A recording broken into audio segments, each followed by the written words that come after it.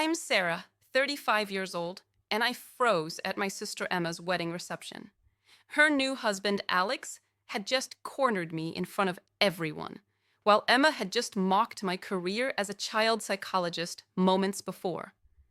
She had characterized me as a failed mother-to-be who treats other people's children because she can't have her own. In that shocking moment, Alex stood up and said, "You're the expert here, Sarah. Tell everyone what really happened 6 years ago." The entire family fell silent, tension filling the room. I realized the secret I'd been keeping about Emma's past was about to explode. Before I continue telling this story, I want to know where you're watching me from today. The events I'm about to share completely changed my understanding of family loyalty and doing what's right. If you've ever had to make an impossible choice between protecting someone you love and defending the truth, please hit the like button. This family drama took me to the darkest places before I finally found the light. And by sharing this, I hope you'll see that sometimes the hardest decisions are the ones we make about those closest to us. Standing up for the truth, even if it costs you everything. If you want to hear more stories about this, please subscribe. To understand that night, you need to know the relationship between Emma and me. Growing up, I was always the responsible older sister, the one who followed the rules and tried to make everyone proud. I succeeded in school, helped at home, and really tried to be the daughter my family deserved. I wasn't perfect, but I worked hard to meet expectations. Emma was my complete opposite. 3 years younger than me, Emma was wild, charismatic, and somehow remained my parents' golden child despite constantly getting into trouble. While I was quiet and studious, Emma was outgoing and magnetic. She could get out of any situation, flashing that winning smile to get teachers, parents, and pretty much everyone to forgive whatever wrong she'd done. Emma is just energetic, my mother would say when she came home drunk at 16. She's finding herself, my father would explain when she crashed yet another car. Meanwhile, when I got a B instead of an A, I'd get long lectures about not living up to my potential. This dynamic defined our childhood. Emma got away with everything, while I had to be perfect. I wasn't angry at her, not really. She was my little sister, and despite everything, I loved her. I thought it was my job to protect her, even from herself. When I left home for university, I worked multiple jobs to support myself. My parents could have helped. They were saving money for Emma's future because she might need it more. I didn't complain. I was proud of my independence and determined to make something of myself. My dream was to get a master's degree in psychology, and I threw myself completely into this work. I specialized in child psychology, graduated first in my class, and found a job at a prestigious children's hospital. But even then, at family gatherings, my achievements always took a backseat to whatever new adventure Emma was pursuing. Whether she dropped out of university to pursue modeling or started yet another business I knew would eventually fail, Emma's pattern of taking from others became more apparent as we entered adulthood. She would borrow money with vague promises of repayment. She would flirt with men I was interested in, sometimes successfully stealing them away with that effortless charm. Once, she even applied for a job I was interested in, claiming she didn't know I was interested. Each time I forgave her. Each time I told myself this was what sisters did. They forgive each other. My decision to specialize in child psychology wasn't part of my original plan. A case involving a young child trapped in an abusive home completely changed my perspective. I realized I wanted to be in a position where I could really help children like him, where I could intervene when families failed them. When a senior position opened at the children's hospital, I applied and became the youngest head of the child psychology department in the hospital's history. Emma's reaction to my promotion was very telling. She congratulated me with a glass of champagne in one hand and a sharp comment in the other. "Wow, so now you analyze other people's children all day?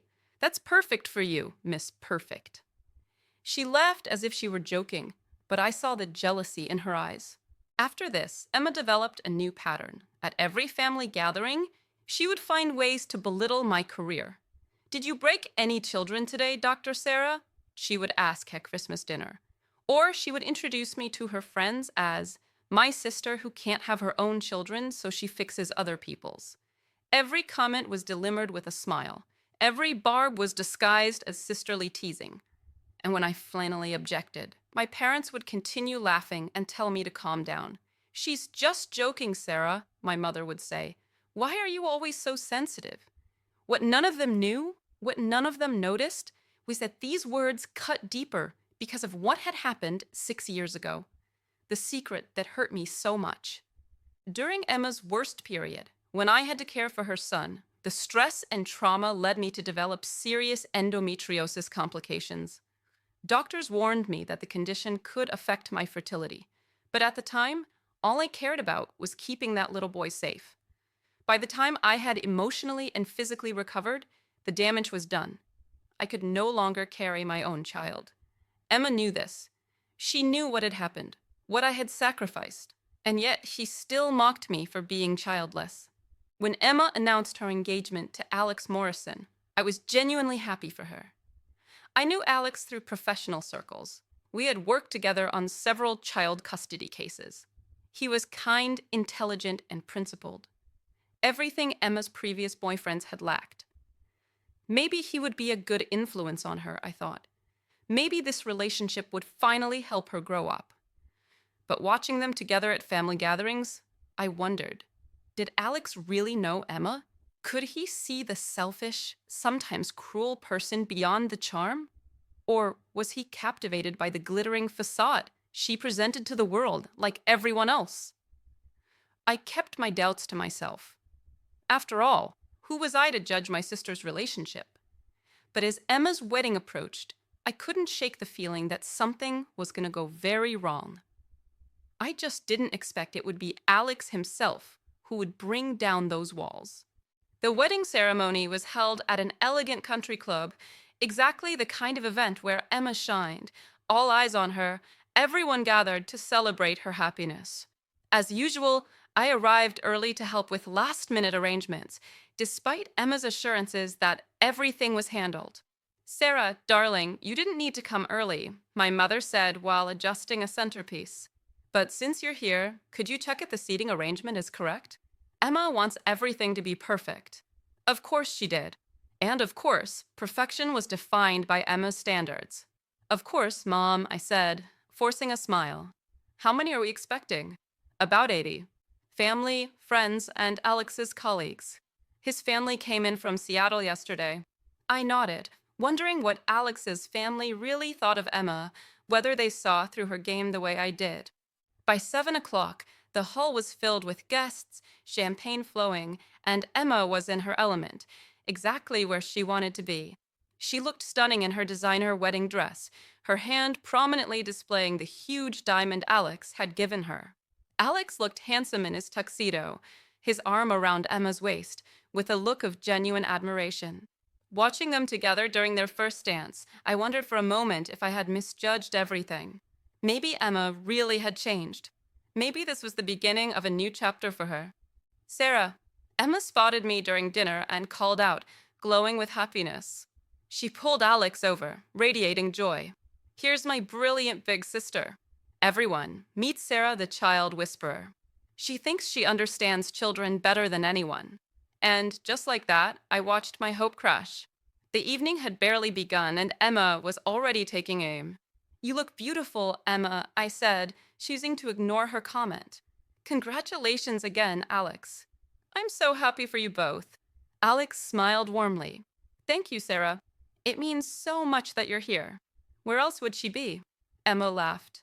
"She doesn't have her own husband or children to worry about. This is probably the most exciting thing she'll experience all year."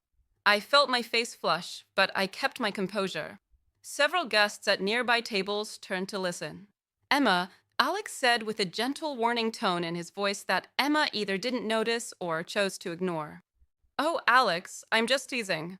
Sarah knows I don't mean anything serious. Don't you, sis?" Before I could respond, The band announced it was time for cake cutting, and the crowd moved toward the elaborate tiered creation at the front of the room. The evening continued with traditional wedding rituals, speeches, dancing, everyone having a bit too much champagne. I tried to blend into the background, making polite conversation when necessary, but mostly just wanting to get through the night uneventfully.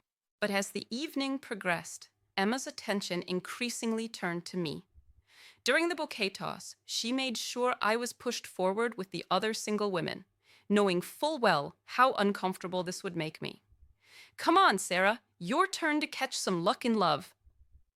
Later, during the best man speech, she interjected with her own comments about how proud she was to have found true love. Unlike some people who are either too picky or too busy analyzing everyone to really connect with someone. Each comment was met with uncomfortable laughter from the guests, unsure whether Emma was displaying playful sibling behavior or being genuinely cruel. The breaking point came during the toasts. My father had given a heartfelt speech about both his daughters, expressing pride in Emma's happiness and my professional achievements. Emma stood up, swaying slightly from the champagne, and requested the microphone. "I want to say something about my sister Sarah," she announced to the room. "Everyone talks about how successful she is, how brilliant she is with children. But isn't it ironic that someone who claims to know so much about children has never been able to have any of her own?" The room fell uncomfortably silent. Even my parents looked shocked at the open cruelty of Emma's words. "Emma," my mother said sharply, "that's enough." But Emma wasn't finished. "No, I think it's important that everyone understands why Sarah is so dedicated to her work. She treats other people's children because she's a failed woman who can't have her own. She's basically living through her patients' lives." The silence that followed was deafening. Several guests exchanged horrified glances. My cousin Lisa covered her mouth in shock. Even some of Emma's friends looked embarrassed by her behavior. But before I could respond, before anyone could say anything, Alex set his champagne glass down on the table and stood up. His face had completely changed. The warm, loving expression was gone, replaced by something cold and determined. He looked at me, then at Emma, then back at me. "You're the expert here, Sarah," he said, his voice clear and decisive. "Tell everyone what really happened 6 years ago."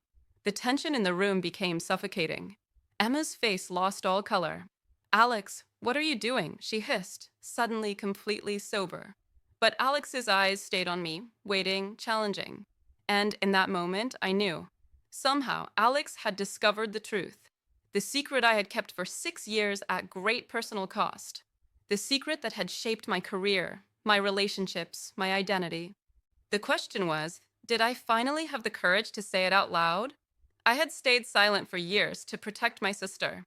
But looking at the wedding guests, at my parents who had always chosen Emma over me, at the relatives who had witnessed her mistreatment of me for decades without intervening, at Emma herself, her beautiful face now twisted with fear and anger, I wondered who I was really protecting and at what cost.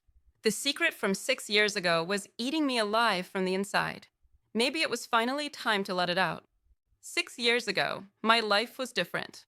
I was 29, working at the Children's Hospital, in a serious relationship with a wonderful man named David, and we were thinking about our future together. Emma was 26 and appeared to be living her best life, constant parties, dazzling social media posts, and a string of increasingly wealthy boyfriends. My parents were worried about her lifestyle, of course, but Emma assured them she was networking and building her personal brand, whatever that meant. In reality, I had begun hearing disturbing rumors about Emma's behavior, excessive drinking, drug use, relationships with dangerous people. But whenever I tried to discuss this with her, she would accuse me of jealousy and judgment. "Not everyone wants your boring life, Sarah," she would snap. "Some of us actually want to live a little." So I stopped trying. I focused on my own life, my career, my relationship with David. The distance between Emma and me grew, with us only talking at family gatherings where she played the loving sister role in front of my parents. Then came the phone call that changed everything. When my phone rang at 2 a.m., I reached for it in the dark, experiencing that particular terror that comes from midnight calls. Hello, I answered in a sleepy voice. Sarah. Emma's voice was unrecognizable, slurred, panicked, desperate. I need help. Please. Emma, what's wrong? Where are you? Mercy General Hospital, emergency room. Please come. Don't tell Mom and Dad. Please. She hung up before I could ask anything else. I woke David, explained the situation as best I could, and together we went to the hospital. My mind was racing with possibilities, none of them good. I found Emma in a curtained area of the emergency room, looking like she'd been through hell. Her face was bruised, her clothes torn, and she was shaking uncontrollably. Oh my God, Emma, I gasped. What happened? She pulled me close, whispering urgently. There was an accident. A car accident. But Sarah, there's something else. Something worse. What? Emma, you're scaring me. Emma's eyes filled with tears. There was someone else in the car. A little boy. My son. I stared at my sister in disbelief. Your son? Emma, what are you talking about? His name is Danny. He's 3 years old. I never told anyone about him. Not Mom, not Dad, no one. Before I could process this revelation, a doctor approached us. Miss Morrison, we need to discuss Daniel's condition. My blood ran cold. Is he? He's alive, the doctor said quickly, but he's in critical condition. Traumatic brain injury, internal bleeding. The next 24 hours are crucial. Emma began sobbing hysterically. This is my fault. I was drinking. I was driving drunk, and now Danny might die because of me. The next few hours were a blur of police reports, medical consultations, and desperate phone calls. I learned that Emma had been hiding Danny's existence for 3 years, shuffling him between different babysitters, never providing stability for him. She had crashed while driving drunk with the unprotected child in the back seat, never having gotten him a proper car seat. Child Protective Services was called, of course. Sitting in that sterile hospital corridor, answering questions from a tired social worker while Emma was being questioned by police about the accident. When the social worker mentioned foster care for Danny, if he survived, something in me rebelled. This was my nephew, my blood. I couldn't let him go to strangers. I'll take him, I heard myself say, temporarily while Emma gets help. I'll take custody of Danny. The next few weeks were the hardest of my life. Danny survived, but with significant developmental delays and behavioral issues as a result of his injuries and the trauma he'd experienced. Emma was charged with child endangerment and drunk driving, receiving mandatory rehabilitation and community service. Danny came home from the hospital with me, a damaged, frightened 3-year-old who had nightmares every night and couldn't speak in full sentences. He was afraid of loud noises, sudden movements, and especially cars. I completely lost myself in caring for him. I rearranged my work schedule, found the best therapists, researched everything I could about trauma recovery in children. David was supportive at first, but the stress of suddenly becoming a caregiver to a child with special needs eventually became too much for our relationship. And I fell completely in love with Danny. Despite the challenges, the sleepless nights, and the constant worry, he became the center of my life.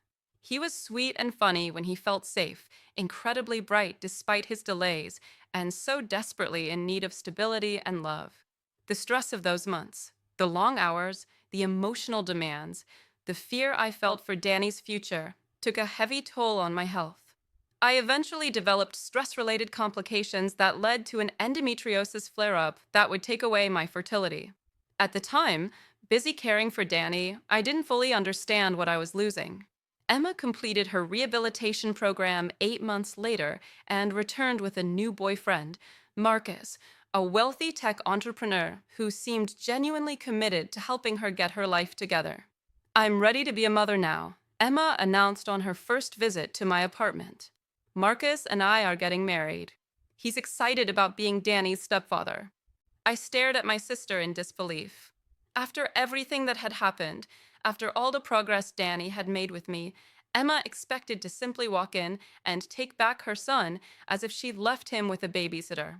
Emma, I said carefully, Danny has been through tremendous trauma. He's finally stable, finally making progress. A sudden change wouldn't be good for him. He's my son, Emma said with that familiar stubborn set to her chin. I made mistakes, I know, but I'm better now. I have the right to raise my own child. I wanted to fight.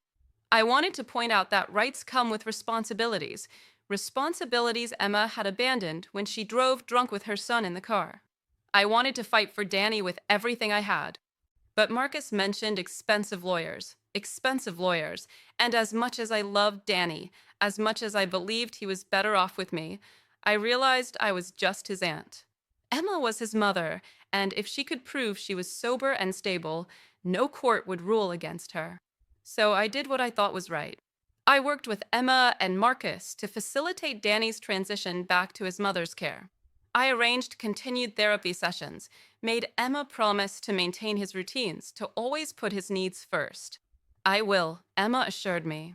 I've changed, Sarah. I know you don't believe me, but I've changed. Marcus is good for me. We're going to be a real family. More than anything, I wanted to believe her. The day Emma took Danny away was the worst day of my life. Despite all our careful preparations, he clung to me in confusion and fear. Don't go, Aunt Sarah, he sobbed. Stay with you. I held him tight, breathing in the sweet scent of his hair. I'll see you very soon, sweetheart, I promised. Very soon. And you're going to love living with Mom and Marcus. Remember that big house they showed you? Finally, Emma pried Danny from my arms and carried him to the waiting car, his cries echoing in my chest long after they were gone. Emma and Marcus moved to another state a month later. For a while, Emma sent regular updates and let me video call with Danny, but gradually the calls became less frequent, the updates more formal, and then they stopped entirely. When I tried to contact Emma, she would respond with brief messages claiming they were so busy and promising she'd call soon. She never did. Losing Danny led me to completely refocus my career. I threw myself entirely into my work at the hospital, specializing in trauma recovery for children who had experienced abuse or neglect. My personal experience informed my professional expertise in ways that made me incredibly effective, but also deeply invested in each case. Over the years, I told myself that Danny was better off with his mother, that Emma had really changed, that I needed to move on with my life, but his presence, the secret of him, remained buried, casting a shadow over my relationships and self-perception. My parents knew part of what had happened, but they didn't know the full extent of Emma's neglect or my attachment to Danny. They certainly didn't know about my infertility, a private grief I had never shared with anyone. And so the secret remained buried until Alex somehow unearthed it and brought it into the harsh light of Emma's wedding reception. Back at the wedding reception, after Alex's challenge, time seemed suspended. Emma was the first to break the silence, her voice high and brittle with panic. Alex, I don't know what you think you know, but this is neither the time nor the place. When Emma. Alex interrupted, his voice surprisingly gentle despite the certainty of his words. After we're married? After you've constructed another elaborate lie for me to live inside. He turned to me, his expression softening. Sarah, I'm sorry to corner you like this, but last week I found some medical records. Records concerning your nephew Danny. I've been trying to have a private conversation with Emma about this, but she keeps denying everything. Emma stood up so suddenly her chair toppled over. You had no right to go through my private papers. Those records are confidential. I wasn't looking for them, Alex said calmly. They fell out when you asked me to get a phone charger from your bag. After I saw Danny's name and the hospital records, I couldn't pretend I didn't know. My mother looked between us, confused. What records? What are you talking about, Emma? Emma ignored her, focusing all her fury on me. This is your fault, she hissed. Jealous. You've always been jealous of me, and now you're trying to ruin the one good thing in my life. The unfairness of her accusation broke something inside me. Years of silence, years of swallowing Emma's cruelty without fighting back, Years of protecting her at my own expense. Something finally cracked. My fault. I repeated, my voice surprisingly calm. Emma, I've kept your secrets for 6 years. I've let you mock me, belittle me, make jokes about my childlessness when you know exactly why I can't have children. I've done everything to protect you, and this is how you repay me. Jessica, my father said with a warning in his voice. Whatever this is about, we don't need to air our family business in front of everyone. I laughed, such a bitter sound that I didn't recognize it coming from me. Of course not. God forbid we acknowledge anything uncomfortable in this family. God forbid Emma face the consequences of her actions. What actions? My mother demanded. Will someone please explain what's going on? I looked at Alex, who nodded encouragingly. Then I took a deep breath and told the truth. All of it. The midnight call from the hospital. Finding Emma after her drunk driving accident that nearly killed her 3-year-old son. Taking custody of Danny while Emma went to rehab. Falling in love with my nephew while nursing him through trauma recovery. The stress that led to my fertility problems. Emma's return with her wealthy new boyfriend. Her decision to take Danny away. How she gradually cut off communication so that I hadn't spoken to Danny in 3 years. I haven't talked to Danny in 3 years, I finished, my voice breaking. Emma moved across the country and slowly cut off all communication. I didn't fight because I thought he was better off with his mother. I thought Emma had changed. The silence that followed was deafening. The first person to speak was my mother, her voice breathless with shock. You had a baby? She asked Emma. We have a grandson we've never met? Emma's face had gone from pale to bright red throughout my story. It wasn't like that, she insisted. Sarah is making it sound worse than it was. I was going through a hard time, yes, but I got better. I got clean. I took responsibility. Did you? Alex asked quietly. Because according to the records I found, you lost custody of Danny again 2 years after you took him from Sarah. He's been in the foster system ever since. It was my turn to be shocked. What? Alex nodded grimly. When things didn't work out with Marcus, Emma left Danny with a babysitter and disappeared for 3 weeks. The babysitter eventually called social services when she couldn't reach Emma and couldn't afford to keep caring for Danny without payment. The room was spinning around me. Danny was in foster care? After everything I had done to keep him safe and stable? Is this true? I asked Emma in barely a whisper. Marcus left me for his secretary, Emma said defensively. I was devastated. I could barely cope with myself, let alone take care of Danny. I thought the babysitter would figure something out. So you abandoned your son? My father's voice was incredulous. Your own child. I was planning to come back. Emma protested. I just needed time to get my head together. But then social services got involved and made everything complicated. I felt physically sick. All this time, I had consoled myself with the belief that Danny was at least safe and loved, if not with me, then at least with Faith. Learning that he had been abandoned again, that he had ended up right back in the system I had tried to save him from, was almost unbearable. How could you not tell me? I asked, tears streaming down my face. You knew I would have taken him back in a heartbeat. You knew that. I was ashamed, Emma shouted. I failed again. Is that what you want to hear? Perfect Sarah would never fail like that. Perfect Sarah would never make such mistakes. That's not fair, I said. I never claimed to be perfect, but I loved Danny. I still love him, and you kept him away from me. The wedding reception had completely disintegrated by this point.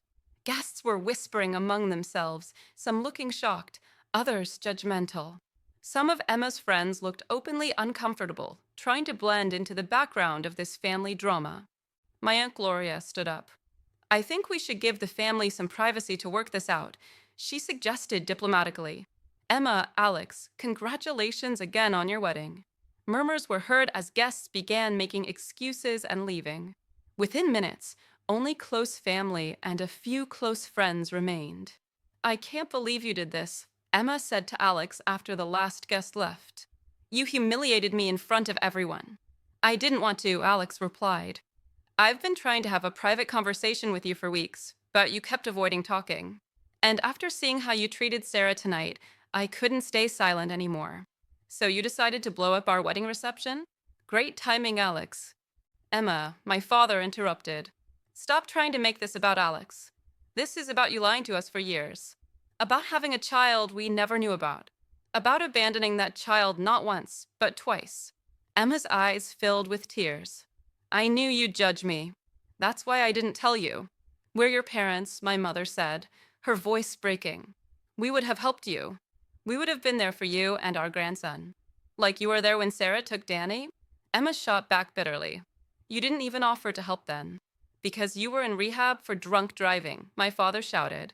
Because you had hidden a pregnancy and a child from us for years. What did you expect, Emma? As my parents and Emma continued to argue, Alex moved to sit beside me. I'm sorry, he said quietly. I didn't want to ambush you like that. I just couldn't marry her without knowing the truth, and she wouldn't tell me. I nodded, still trying to process everything.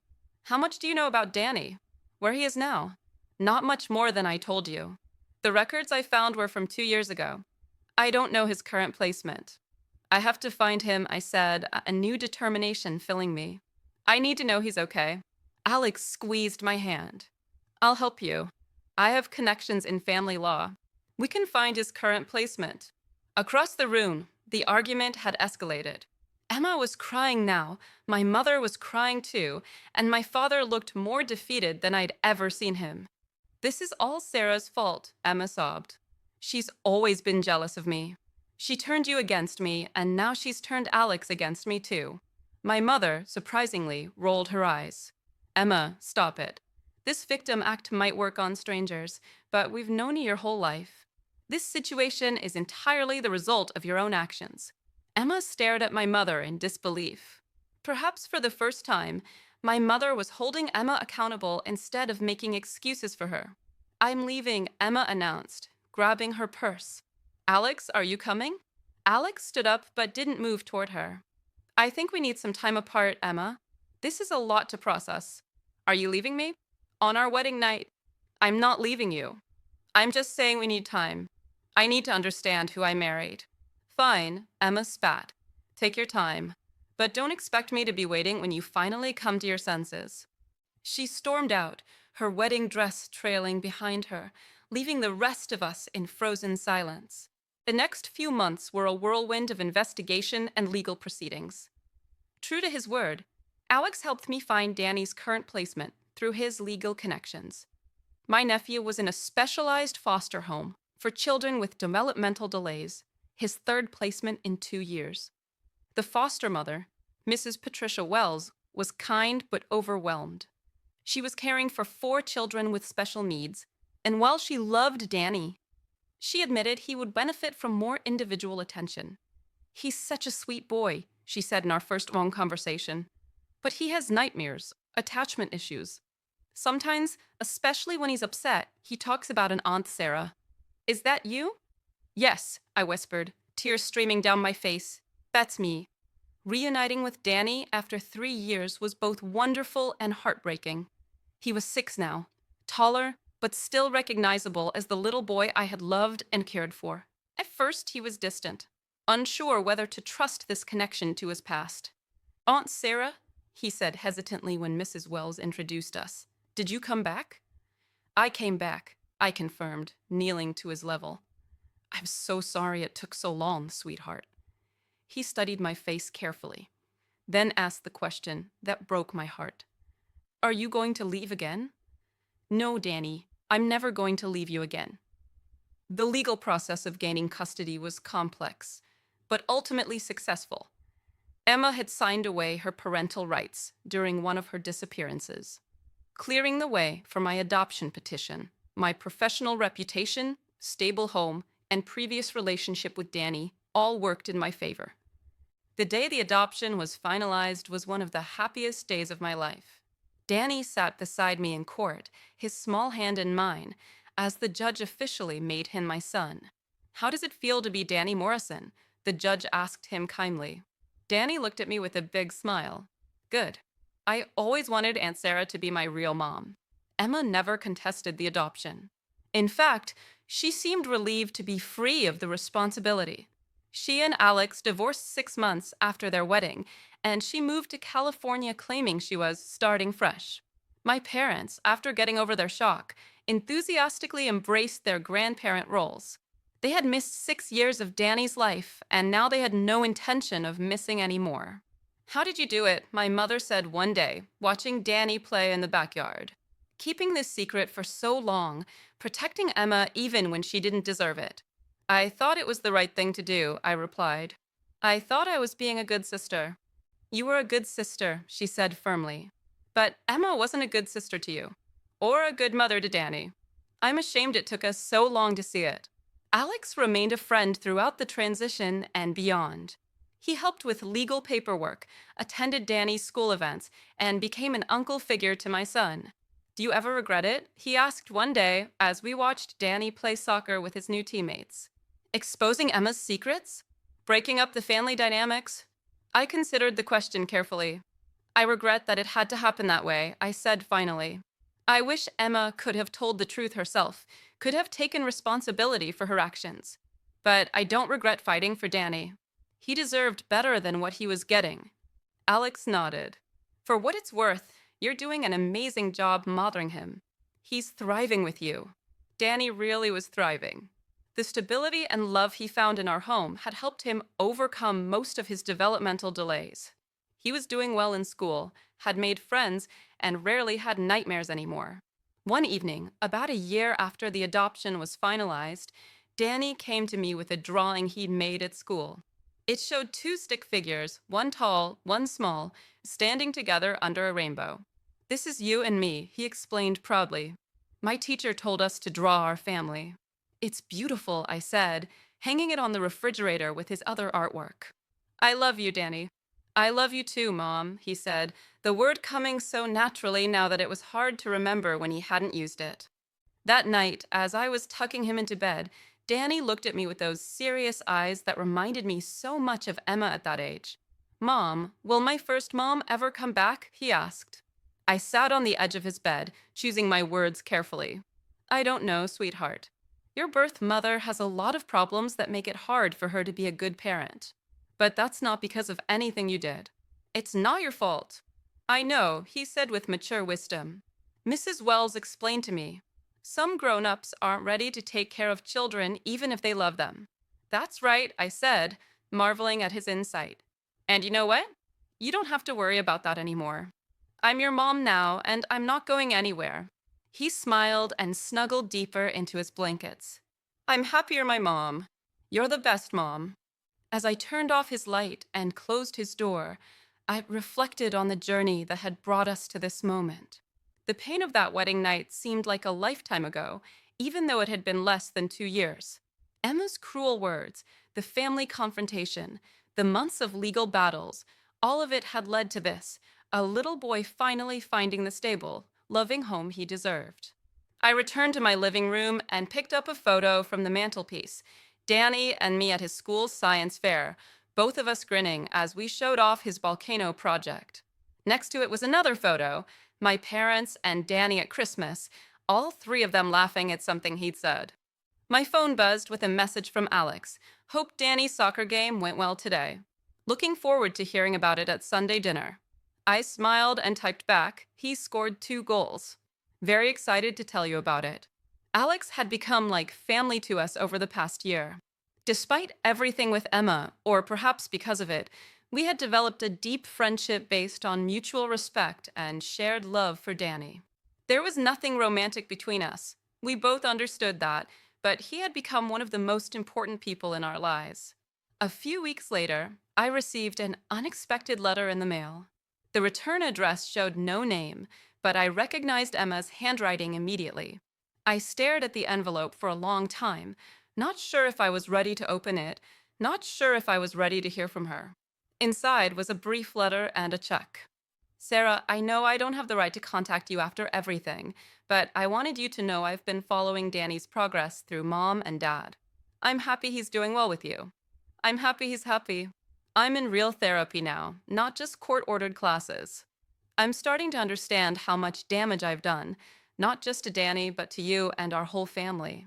I don't expect forgiveness, but I wanted to try to make amends somehow. The check is for Danny's college fund. It's not much, but it's what I can afford right now. I hope someday he'll understand that I loved him, even if I couldn't show it the right way. I won't contact you again unless you want me to. I just wanted you to know I'm trying to be a better person, even if it's too late for us. Emma. The check was for $5,000, more money than I knew Emma to have at any given time. I stared at both the letter and the check for a long time, feeling a complex mix of emotions. When Danny came home from school that day, I showed him the letter, in age appropriate terms, and asked what he thought we should do with the money. She sent money for me? He asked, surprised. Yes, for your future. For college someday. He thought about this seriously. I guess we should keep it, he decided. If she wants to help me go to school, that's good. But that doesn't mean she can come back, right? Right, I assured him. This doesn't change anything between you and me. This is just her way of helping you from far away. Satisfied with this explanation, he nodded. Can we put it in my piggy bank?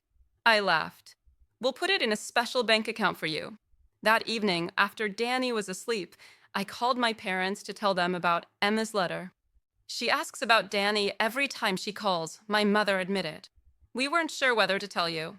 We didn't want to upset you or him. It's okay, Mom. I think. I think it's good that she's trying to get help. Even if it doesn't change anything between us, maybe she can find some peace. You're more generous than I would be, my father said, after what she put you through. I'm not generous, I replied. I'm just tired of carrying anger. It's too heavy, and Danny doesn't deserve a mom who's weighed down by it.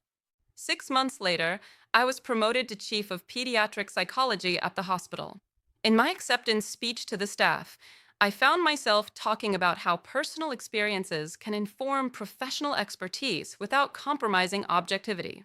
Sometimes I said, the cases that affect us most deeply are the ones that teach us the most about healing, both for our patients and for ourselves. When I came home from the ceremony, Danny was waiting on the front steps with a handmade card. Congratulations, Mom, he said, jumping up to hug me. Grandma helped me make this. The card showed me in a white coat with a stethoscope, surrounded by happy children. Inside, in his careful 7-year-old handwriting, it read, "For the world's best mom and doctor." I love you. I love you too, buddy, I said, holding him tight. More than you'll ever know. As we walked inside hand in hand, I thought about how different my life was from what I had imagined years ago. I wasn't married. I didn't have biological children. My relationship with Emma would probably never be repaired. But I had Danny. I had work that fulfilled me. I had parents who finally saw and loved me clearly for who I was. I had friends like Alex who chose to be part of our family. And most importantly, I had learned to stand in my own truth, to fight for what was right even when it was difficult. I was no longer the woman who had frozen at that wedding reception 2 years ago. That woman had been afraid of confrontation, afraid of disappointing her family, afraid of being alone. This woman, the woman I had become, was no longer afraid. I had found my voice, my strength, my purpose. And in doing so, I had not only saved Danny, but finally truly saved myself. The journey from that painful night to this peaceful evening had not been easy. There had been legal battles, family therapy sessions, sleepless nights worrying about Danny's adjustment, and countless moments of doubt about whether I was making the right decisions. But every challenge had been worth it.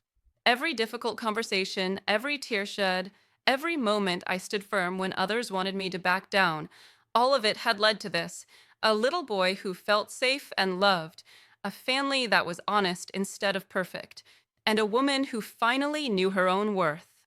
As months turned into years, our little family found its rhythm. Danny excelled in school, made close friends, and developed a passion for science that reminded me daily of his brilliant, curious mind. Alex remained a constant presence, becoming the Uncle Danny had never had and the steadfast friend I had always needed. My parents transformed into the involved, loving grandparents they had never had the chance to be before. Every weekend brought family dinners, baseball games, and the simple joy of watching Danny grow up surrounded by people who cherished him unconditionally. The hospital work that had once been my refuge became even more meaningful. Danny's story informed my approach to every case, reminding me that behind every file was a child who deserved safety, stability, and love. I established new protocols for family reunification, always with the child's best interests as the primary consideration. Emma's occasional letters continued, brief updates on her progress in therapy and small contributions to Danny's college fund. I never responded, but I read each one carefully, searching for signs of genuine change while maintaining the boundaries that protected our peace. One evening, when Danny was 9, he asked me the question I had been preparing for since our first day together. Mom, do you think my first mom loves me? I set aside the book I was reading and pulled him onto the couch beside me.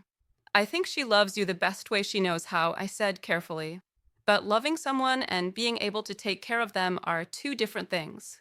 Some people have problems that make it hard for them to be good parents, even when they love their children very much. Like being sick in their minds. He asked with the directness only children possess. Something like that, I agreed. Your birth mother has struggled with making good choices and taking care of herself. That made it impossible for her to take care of you the way you deserved. But you could take care of me, he said simply. Yes, I could. And I always will. He nodded, satisfied with this explanation in the way that showed he was processing it deeply.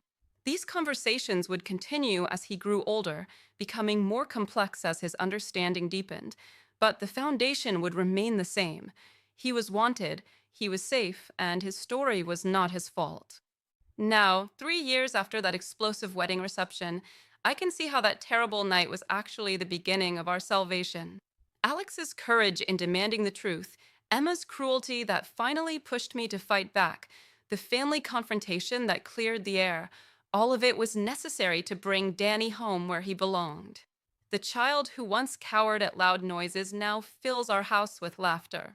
The boy who couldn't speak in full sentences has become a chatterbox who reads above his grade level and asks endless questions about how the world works.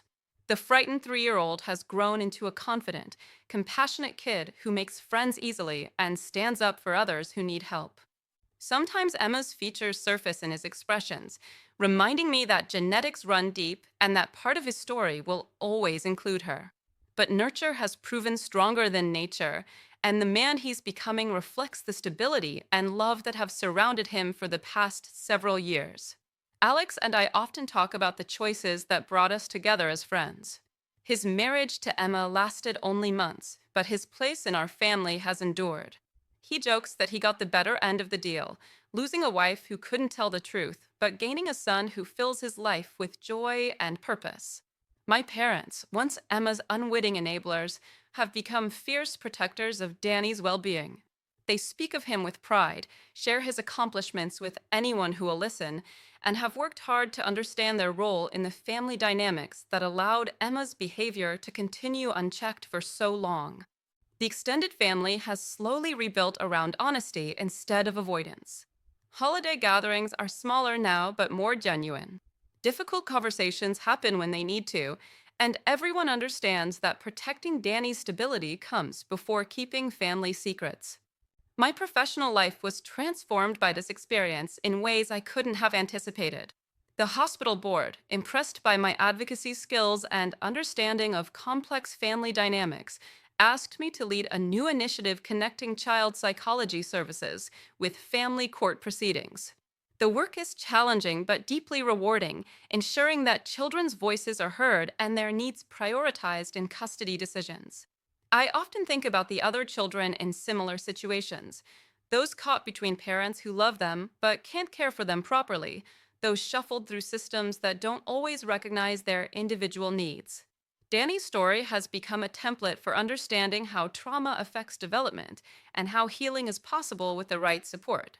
The fertility issues that once felt like the end of my dreams of motherhood now seem like part of a larger plan. I couldn't have loved Danny more if I had carried him myself, and the circumstances that brought us together were exactly what we both needed. He needed someone who understood trauma and had the professional skills to help him heal. I needed someone to love with the fullness of my heart, someone who could teach me that family is defined by choice and commitment, not just biology. Dating has been complicated.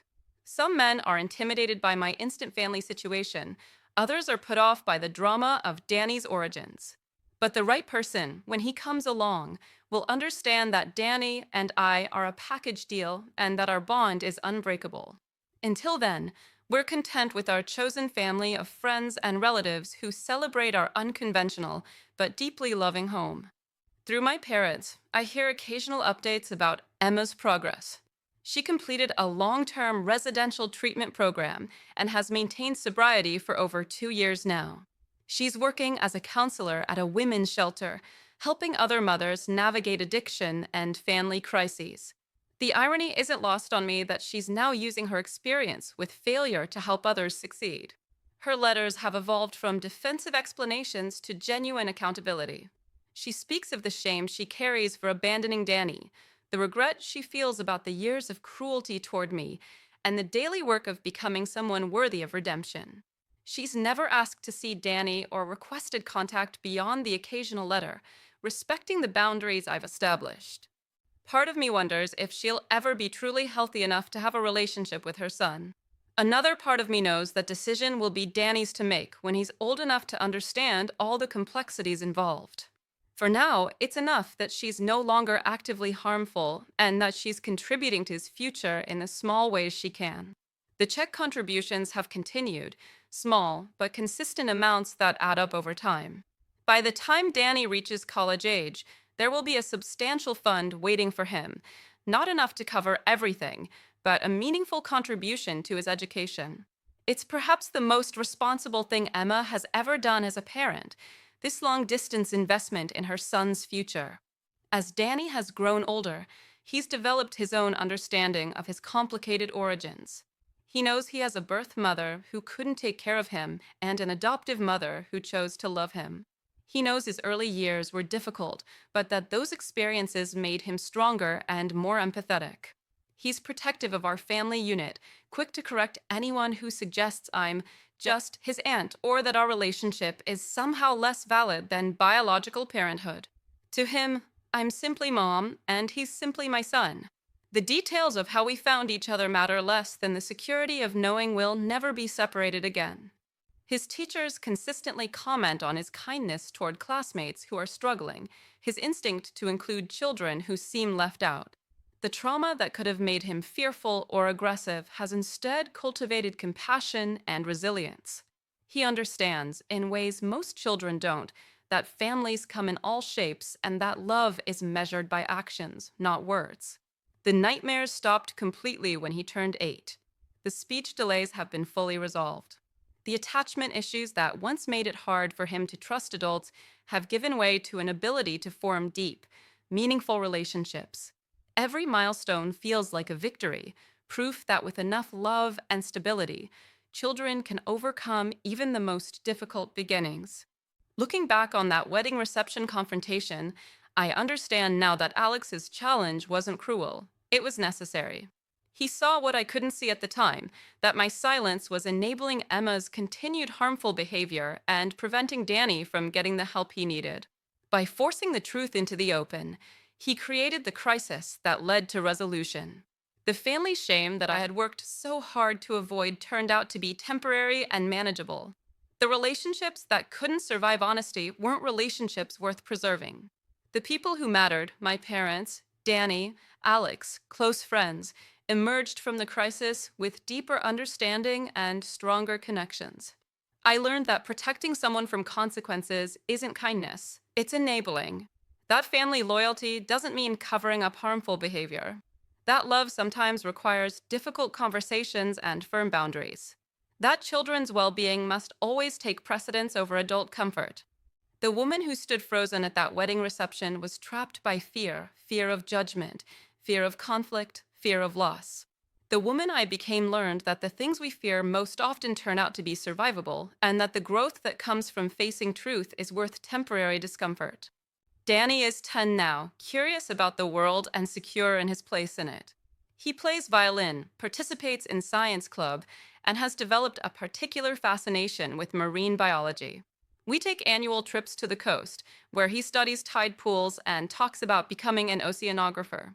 Alex has become his scout leader, teaching him camping skills and taking him on adventures that broaden his understanding of what men can be reliable, nurturing, committed to their word.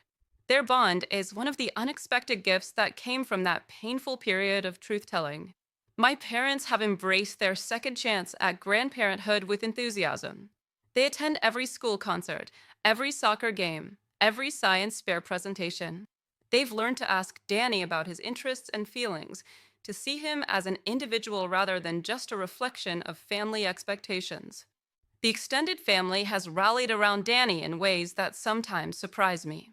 Cousins who barely acknowledged Emma's existence have become invested uncles and aunts. Holiday gatherings center around his interests and needs.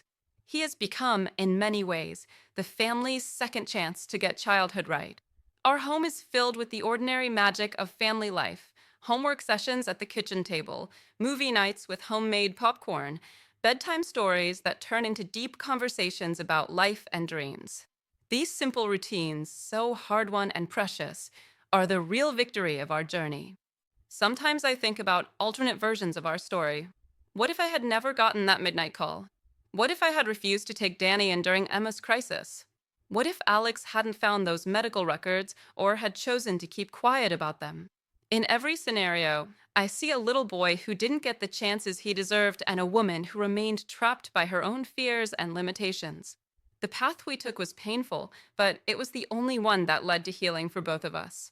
The secret that once felt too dangerous to tell became the truth that set us free. The family loyalty that I thought required silence actually demanded honesty.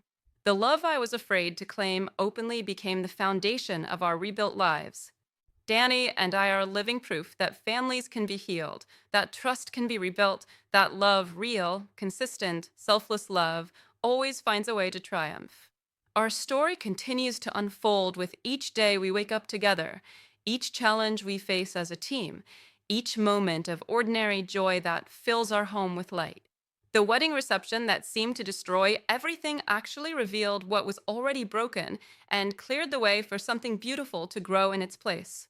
Sometimes the most painful endings are actually the beginnings of the life you were meant to live all along.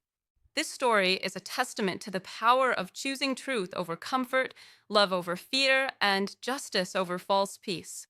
If you faced similar impossible choices between family loyalty and what's right, know that you're not alone. Sometimes the most loving thing we can do is refuse to enable harmful behavior, even when it means risking everything we thought we knew about family. Every child deserves safety, stability, and unconditional love. Every person deserves to have their truth heard and their worth recognized. And sometimes, the greatest act of courage is simply telling the truth and accepting whatever comes next.